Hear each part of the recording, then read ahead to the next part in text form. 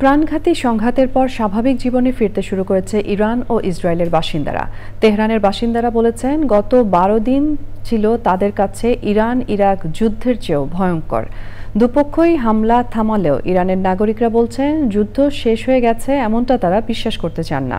আর Israel বলছে সুযোগের অভাবে ইরানের আয়াতুল্লাহ আলী খামেনিকে নিয়ে তেল আবিবের পরিকল্পনা বাস্তবায়ন হয়নি।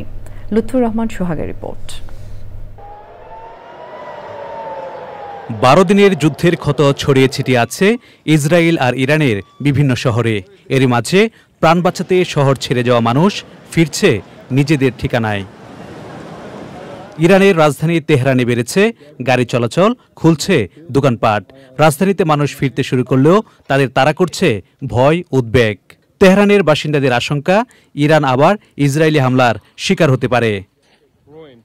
এদিকে ইসরায়েলের গোয়েন্দা সংস্থা মোসাদের হয়ে কাজ করার অভিযোগে ইরানে চলছে ব্যাপক ধরপাকড়, যাদের মধ্যে অন্তত 700 জনই ইহুদি।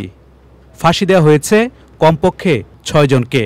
তবে সমালোচকরা বলছেন বিরোধী মতকে চাপে ফেলতেই এই অভিযান চালাচ্ছে তেহরান।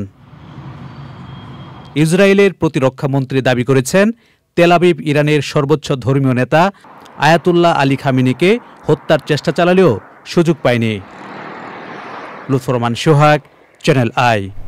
বান্ডেল থাকলে প্রতি সেনমানিতে টাকা বাঁচবে। বিকাশ সেনমানি বান্ডেল কিনে জিতুন প্রতি লেনদেনে।